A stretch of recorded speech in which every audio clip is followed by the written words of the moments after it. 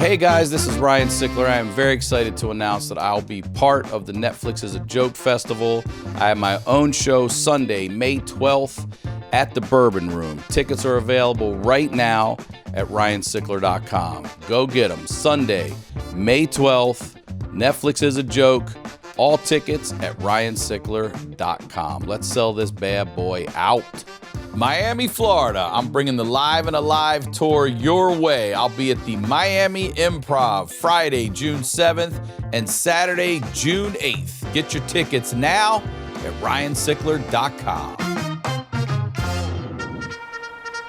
Hey, baby, we're going to be here all day. We're going to be here all day, baby. I like this kind of party. Welcome back to the Wayback, everybody. I'm Ryan Sickler. You know where to find me, ryansickler.com, and on all your social media. Very excited to be in the back seat today with today's guest. Ladies and gentlemen, Chad Daniels here on the Wayback. Thank you. Thank you for being here, Chad. Thanks for Daniels. having me. This is great. I didn't know I was going to be full body shots, or I wouldn't have wore dark blue pants with a black hoodie. You know what's funny? I've always wore dark. People, my mother used to say, you look like a bruise. That's what she used to say with black and blue on. Call me a bruise. And it was not fashion acceptable back then. Right. But I do believe today, by today's fashion standards, I think navy it looks blue very and black mechanic. it's very good. And I'm Nothing happy wrong to with do it. I'm and you happy look to great. Thank I also don't know how much we're going to punch in on this, so you might not see it. I don't know. Please plug everything. Chad Daniels, chaddaniels.com, that Chad Daniels on socials. I have, 8 hours out of material you can listen to. YouTube, I'd go and just punch my name in. I have a podcast called Middle of Somewhere, and that's it. Well, you grew up in Minnesota. Yeah. Get him, princess. You want to kiss on him? Do it. She likes you. Give him some. Give him some, mama. Yeah, That's right. That's my girl. Do you like a salt lick? I'm Sveti. She loves it. Minnesota. You grew up in Minnesota. Yeah. And I asked you what you wanted to talk about, and you said, let's talk about where I used to go watch HBO. Yeah. And then it made me think of some things. So, princess. Oh, my goodness. So couldn't afford HBO, couldn't afford all the stuff. But I had a buddy 2 blocks away whose mom was an overnight nurse. And so now we're talking Porky's Revenge. Porky's. I'm telling you. There's not a rated R movie today like Porky's. Right. It was just non-stop. It's in the whole, everything. Yeah. Grown in sex, grown. I remember my dad putting that movie on, and it's me and my brother, and then my little brother, and my grandmother sitting there, and she's like, turn this off. And he's just dying laughing because we're like, what's that? What's that? And they're all going, the whole thing with it had a mole on it and all that shit, Yeah, this guy's name was Mark Lundy. He had a brother 1 year older than him named Matt, and then several years older named Eric. And Eric was in high school when we were pretty young. I know a friend named Eric Lundy. That's wild. And did he have a pyramid of chew tins? He did not. Because this guy had a waterbed. How old's Eric Lundy? Eric Lundy at like this point. 17? So I'm going to guess 5th or 6th grade, and he's junior, senior in high school. these are the brothers I worry about. My daughter going over and hanging out with her friends, and that brother's there. Like, Dad, I just learned about Metallica today. I'm like, God. I know. Yeah, and waterbed, bro. Throwing stars. You're like, how does this guy do it? How does he have throwing stars near a waterbed? I mean, it was. Waterbeds were such a thing for a while. People thought they were so cool and good for you. I mean, have you ever slept on a waterbed? I slept on Eric Lundy's nonstop, dude. He was never home. He was out partying. They suck, dude. They suck. And now he is sober and living such a great life. Huge garden, wonderful grandchild. I mean, it's like he figured it out, but he was never home. Wait, I want to know from the fans out there, for real. If anyone out there still sleeps in a waterbed, for real, like actually uses that shit, send photos, tag us on social, tag the Wayback. I want to see you waterbed sleepers out there. I don't even know if they sell them anymore. Are they illegal?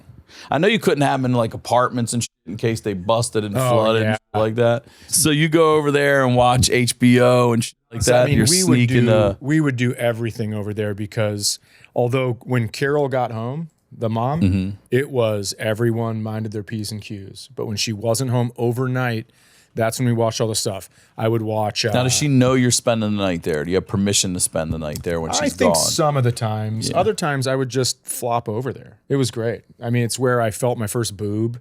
At her house? Kissed my first girl. That is where you would go to get to say the F words. See, that was our house. Because my dad died and my mom lived with her boyfriend, we were just left alone in this apartment. So your story is my place. You're my It's Mark not Lundy. me. I'm not you. Yeah. It's not happening for me. But I'm your Eric Lundy, bro. You're coming to my house to touch your boobs and do your drugs and drink. You're coming to a safe place to do these things where people aren't judged and there's no parental supervision. Right. We're not getting arrested. No one's overdosing and dying, but people are definitely... This, to me, it was way before booze and way before drugs. And my parents both smoked. And I was... You know how you would wet a towel and put it under your door if you were smoking weed in your room? Mm-hmm.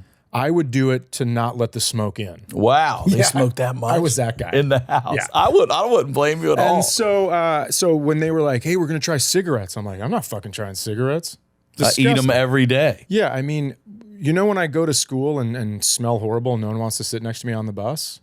That's because my parents are smoking nonstop in the house. So I was there for. I never thought about that.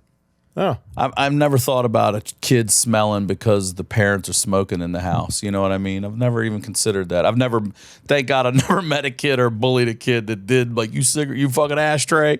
But I never figured out. I remember my mom. My mom used to get home from work. This is after my parents were divorced. Watch Days of Our Lives on VHS and just rip heaters. Just rip them. I mean, sometimes 2 at a time. Victor Kiriakis comes on the screen.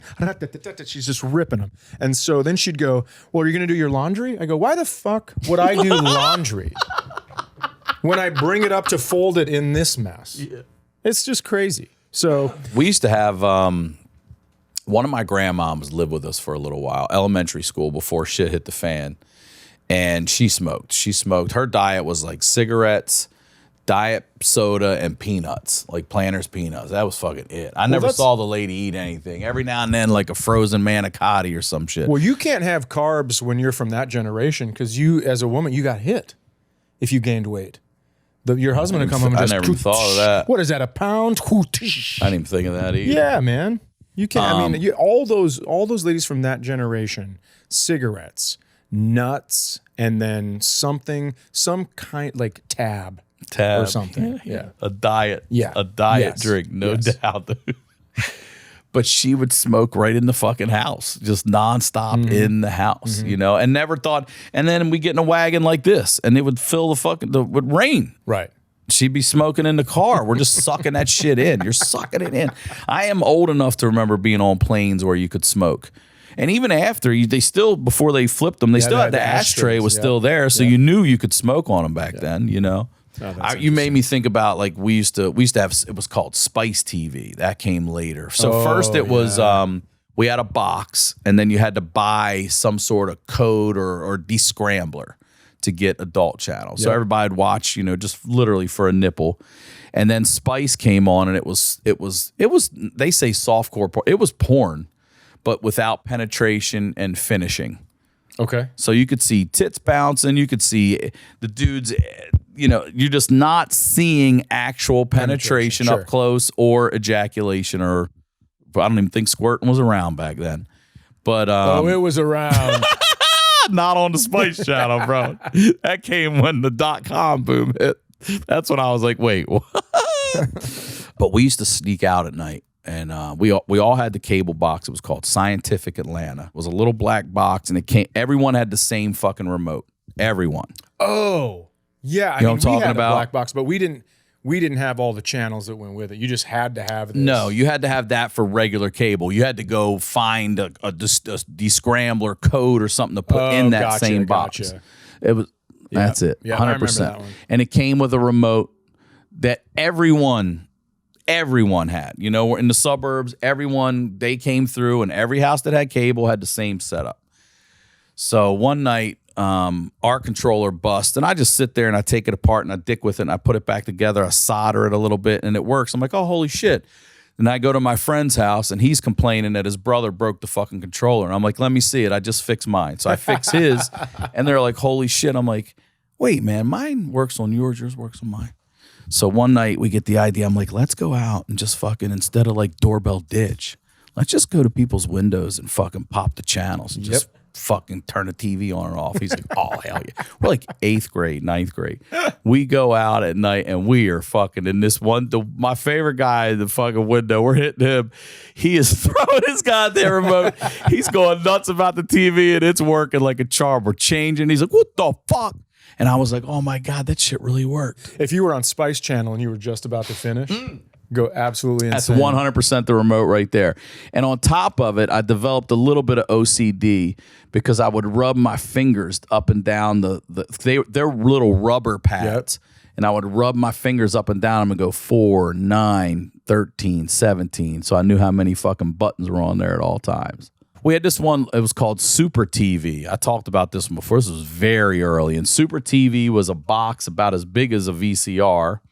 And you press this button after a certain time, and then you would get HBO, Playboy Channel.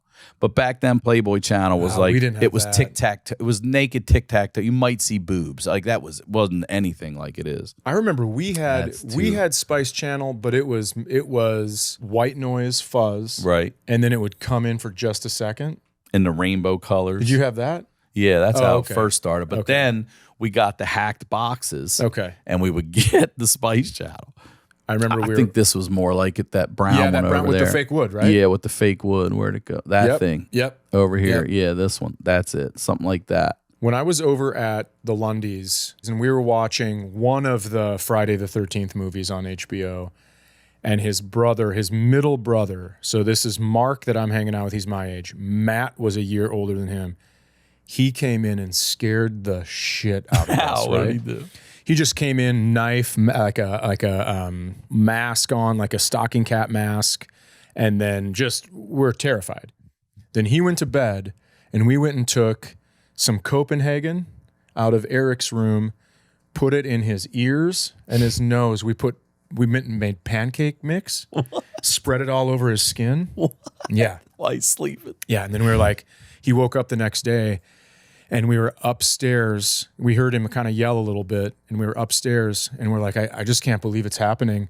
So when he walked up, he heard us talking, and we were like, yeah, if your skin starts to flake, I mean, that's the first step. And then your ears and your nose, you get like this dirty kind of stuff in there. And he's like, what are you guys talking about? And we were like, oh, your mom just called, and there's like a new disease at the hospital. And it kills you within 48 hours. So yeah. And so he's just like looking at his pancake mix skin and flaking, and he lost his fucking mind, ended up jumping down the stairs to hurry up to go get some stuff in his room. And there was a belt on the ground where the thing that you put in the hole was sticking up, went into his heel. Oh, so this whole thing is like, fucking scare us, bitch. You are in big trouble. That kind of stuff was the best. Oh man, I got in so much trouble. I to this day, I wish my dad was alive so I could ask him about it. But I have a twin brother and a younger brother, and my dad was, my mom, like I said, she had split. So my dad finally starts dating this woman, right? Did you know nearly 75% of people have subscriptions they forgot about? Between streaming services, fitness apps, and delivery services, it's never ending. Thanks to Rocket Money, there's no more wasting money on forgotten subscriptions. Rocket Money is a personal finance app that finds and cancels your unwanted subscriptions, monitors your spending, and helps lower your bills. With Rocket Money, I have full control over my subscriptions and a clear view of my expenses. I can see all of my subscriptions in one place. And if I see something I don't want, Rocket Money can help me cancel it with a few taps. Rocket Money will even try to negotiate to lower your bills for you by up to 20%. All you have to do is submit a picture of your bill, and Rocket Money takes care of the rest. I use Rocket Money. I personally use it, and it saved me a lot of money. All right. I had with a kid, they're just signing up for stuff. Rocket Money has over 5 million users and has saved a total of $500 million in canceled subscriptions, saving members up to $740 a year when using all of the app's features. Stop wasting money on things you don't use. Cancel your unwanted subscriptions by going to rocketmoney.com/wayback. That's rocketmoney.com/wayback. rocketmoney.com/wayback. And this lady has a son who's actually reached out to me not too long ago. We went back and forth, which was nice. He was a good kid. He was a young kid at the time. Nice. So we have me and my brother who are the same age, obviously. My younger brother is almost 4 years younger than us. Now he's the new kid and he's younger. So my younger brother's like, can the three of us rally now? You know what I mean? Can you two stop fucking with me? And can the three of us rally on this motherfucker? And we're like, funny. Absolutely. You're still going to get it, but absolutely. So, and he looked just like Lou Holtz. I'm telling you, this little motherfucker looked like a little tiny Lou Holtz. Let me tell you, for those of you that don't know Lou Holt, that's not a compliment. Hey guys, I was just wondering if we could come in here and do this stuff. He didn't sound like Lou Holtz, but he looked just like an 8-year-old Lou Holtz. This is what Lou Holtz looked like. That's what he looked like at 8 years old. This fucking kid. I'm having such hard deja vu right now. For real. Talk about this whole thing. You and I sitting here. Talking about Lou Holtz? Lou Holtz getting pulled up, and then these 3 cameras. I'm not shitting you, dude. Oh, whoa! I'm freaking out. That's the Wayback, dude. You went way back to the Wayback. So we lived in Maryland by this mental hospital called Springfield Mental Hospital. And we would drive by and we would tell him, like, hey, that's the mental place where crazy people are. Well, my dad decides one day to say, this is his mistake. He goes, yeah, that's where they keep Michael Myers. And the little kid's like, what? So as soon as we hear my dad say that, we're like, yup. So now Michael Myers is in here. And we go about our fucking day. And he's asked a couple times about Michael Myers. So I know he's worried about nightfall, you know? And he's spending a night that night. My twin brother and I are in, I always say, fraternal twins and identical twin beds. We're in side by side in our own room. And my little brother's got his own room next to us, but he's got bunk beds. So he's on the bottom, and Russell is his name. He's going up top. So during the day, our buddy, we have a couple neighborhood, everybody knew each other in the neighborhood. We all would go out and play. We're like, come over, we're playing video games. We're going to do a few pranks tonight. So my younger brother had a Teddy Ruxpin. Do you remember Teddy Ruxpin? Yeah. Teddy Ruxpin was, if you don't know, was a teddy bear. And in the back, it had a cassette player, and it would talk like, hi, animatronic. Can we be friends?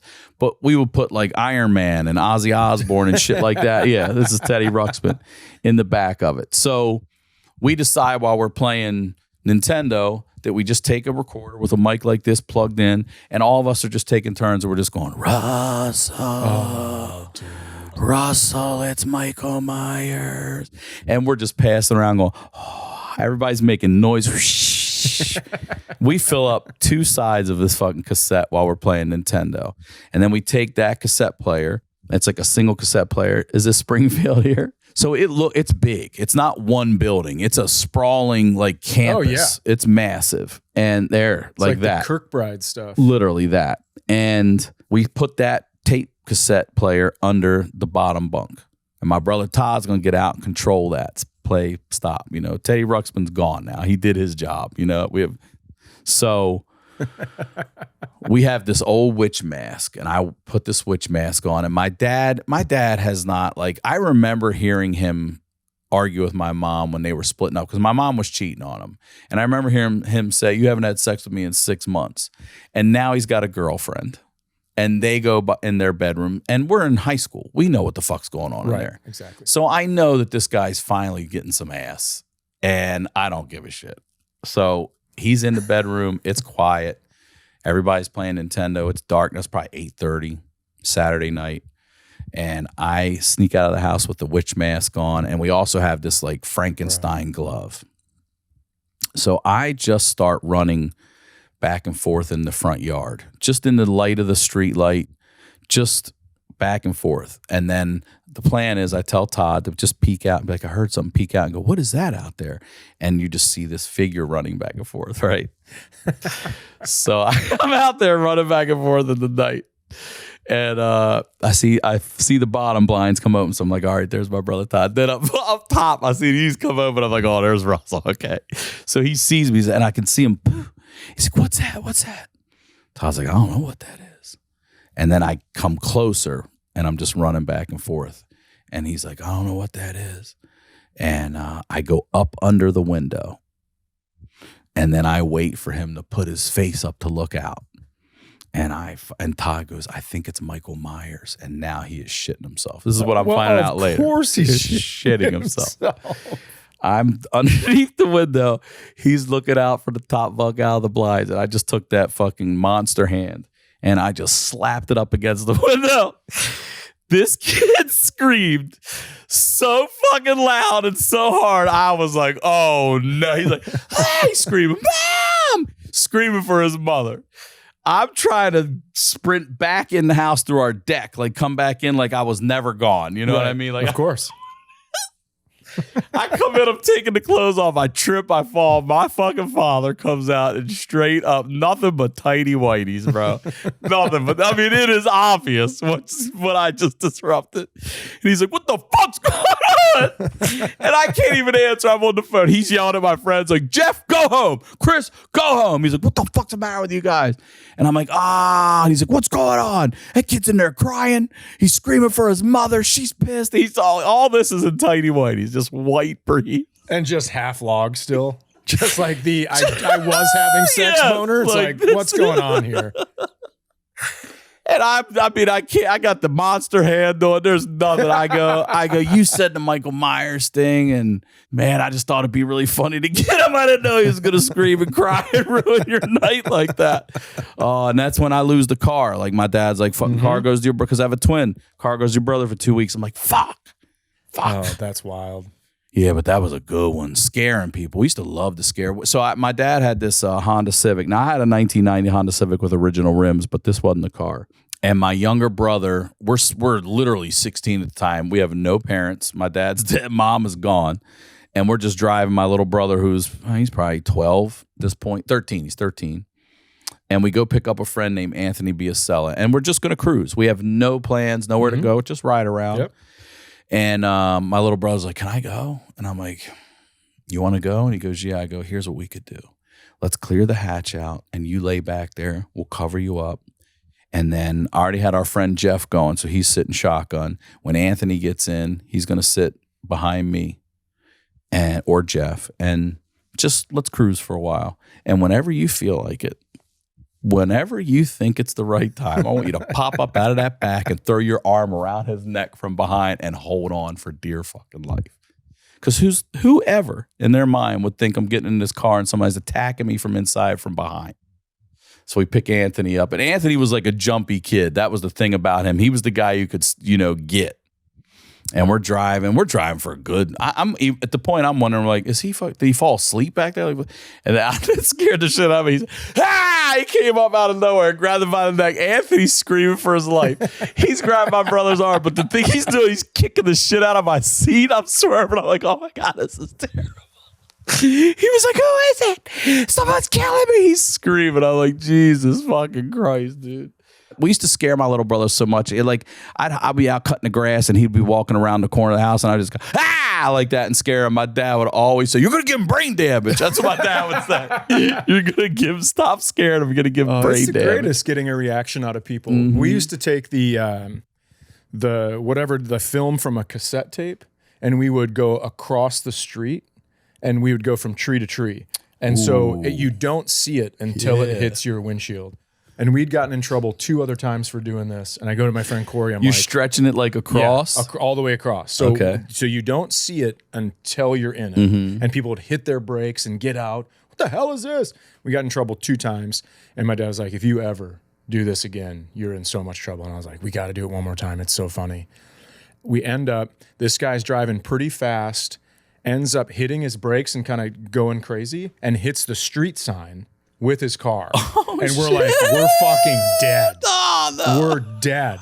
Cops, my dad, immediately, my parents are out there like, you motherfucker did this again. Get in the house. This guy ends up getting arrested. He's from another town and they were looking for him for kid touching. No! Yeah. Hell yeah! Fuck you, pedophile. Are you kidding me? But listen to this shit. You guys nabbed a predator like that with cassette. We caught a predator and I still got grounded for 3 weeks. I would have been like, you know what? Yeah, you're lucky. How about a fucking parade? How about a thank you? A parade, and instead I'm grounded. They're like, well, we told you and you didn't follow the rules. Like, well, look that what we is did. Incredible. Yeah, pretty slick. That's incredible. You guys nabbed a child predator. Pretty slick. Dude.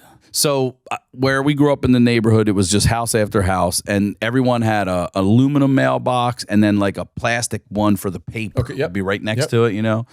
So we would take the plastic one that was for the paper, and we would put like we take fishing line and tie like 5 or 6 cans on this end and put it in that one, and then run the fishing line across like you and put 5 or 6 on the end in this one.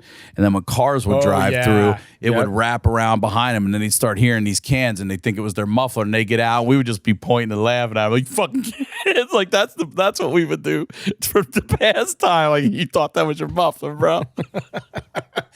We used to love remember when they'd park the cars in a mall back when malls were real big? Yeah, when they were a thing. And we'd tape fishing line to $1 and leave it pretty close to the tire on the other side. And then as soon as an adult bent over, we'd pull it over and be like, "You dumb motherfucker." Because we had $1 between 6 of us. And it's like, well, we could either spend this on a pack of gum and each get 1 piece, or we could do this for 10 hours. And humiliate Yes, people. it's great. We used to do it in Ocean City, Maryland. Same dude, Eric Snyder, on the boardwalk. We used to take a 20 because anybody's stopping for a 20. You know what I mean? No matter what, even if they think it's a fake, they're going to give it a clock for a second. And we would all we'd sit on a bench, and he would be literally under the boardwalk, just putting it up through the slits. And then we would whistle, and he'd pull it down. And then one time we're like, "Don't fucking whistle. Just don't whistle." And somebody grabs that motherfucker. You see him tussling down there. We're like, "Look at Eric. Eric's fighting for his $20 fucking dollars." He's just hanging. Yeah, he's just like, "You son of a bitch." So why you guys didn't tell me? I was like, "Here, you can have $20. That was worth it to watch that shit, dude." Oh man, dude, thank you for coming on doing this. This is really fun. Oh, this is great. Nostalgia. thank This you. is going to be a good one. I hope so. I want to tell. Actually, you know what? I got one more story because this is a Minnesota story, and you're a Minnesota boy. So, my dad was in the Navy. I don't know why he ended up doing this. He was in the Navy, and then just when we were like, I bet we were probably 14, 15, 9th, 10th grade. He's like, "Hey, a buddy of mine just recently reached out." There's no internet or any of that shit then. He goes, "And we were good friends in the Navy, and he's got 2 boys about your age, lives in Minnesota. Why don't we go out and visit?" And we're like, "Okay." So we go out, and these 2 kids are fucking hellions. I mean, they're wild from the get-go. They're cussing and shit in the house. Did you ever have friends that were allowed to cuss in front of their parents? Yeah, this Mark Lundy would cuss in front of his mom. Carol? And we were just like, He's cussing at Carol? "Yeah, can you stop? We're going to get HBO revoked. Shut your mouth." She's going to take that box away, dude. To the point where I remember my dad going, "Should I let you guys cuss?" And we're like, "Yeah." And he's like, "It's never going to happen." But I mean, they were like, God damn, it was no fucks, but everything else, shit, whatever. So they would take us to the golf courses at night while my dad and their dad hung out, and we didn't even know what we were doing. They're like, "We're going to sneak in." And so we sneak in at night, and we wade in all the ponds, and we just start collecting golf balls. Oh, yeah. And then the next day we're going back and selling these golf balls. And I'm like, Jesus Christ, we just made a lot of fucking money at summer. So that night, these guys, to this day, it's the reason why I'm getting to the story where I'll tell you what my brother and I used to do, but these dudes are like, "All right, our dads are in there hanging out. Come on outside." And they go out in the front street. This is the suburbs. And they take a tennis ball, and they each have a fucking fire glove on, one each. They dip this ball in kerosene. They light this motherfucker on fire, and they start throwing the son of a bitch and playing catch. And we're like, what the fuck? Back and forth. So my brother and I are like, we're never fucking doing that shit. But we get the idea to start throwing a ball back and forth because just as you know, when the sun is setting and you still want to play ball, and you can still see it in the blue in the sky. Line drive's probably going to take your teeth out. But if it's up here, I got it. So we decide we're throwing this ball up, a tennis ball, and this bat starts swooping by it. And we keep playing, and the street light is right out in front of our house. It's summer. Screen doors open. My dad doesn't give a shit. He can see us. We're at the end of the front yard. We're throwing this fucking thing back and forth, and I just get the idea. I'm like, it's following the ball. So I just line drive this motherfucker in my brother's face, and that bat came down and said, I'll never forget. He's like, "It's in my hair." It went right through his hair. And dude, that became the game. Now quit being a pussy, and you're going to stand there. And we would just throw it at each other to see if that bat would come and fucking swoop at our heads. Jesus Love Christ. that shit. We used to play wiffle ball madness, we called it. It was a little wiffle ball golf ball. My sister would stand on the little landing right in front of the front door, and we would take a 6-iron and just hit it as hard as we could at her. And she could barely move because it's just a little tiny step. And so she'd go in, she's 5 years younger than me, so she'd have welts. And then she'd go, okay, my turn, and just not even come close to hitting me ever. It was so ridiculous. I got pulled over one time by obviously a cop, and then he really gave me the business, gave me every ticket he could. It was pretty brutal. And then we found out that there was a police officer golf tournament out at the golf course. And so we went and bought a bunch of bags of marshmallows and then just threw them all over the course. That's fucking great. So they hit their ball and they have no idea where it is because it's all marshmallows. I've never heard that one. That's great, Oh, dude. yeah, we were such little pricks. That's great. Such little pricks, but that was fun. Well, thank you. This was fun, dude. Yeah, Thank you. this is Please great. plug everything again. That Chad Daniels on social media, chaddaniels.com. A bunch of specials. My newest one called Mixed Reviews is on YouTube right now. And yeah, check it out, please. Thank you, brother. As always, Ryan Sickler on all social media, ryansickler.com for dates. We'll talk to y'all next week.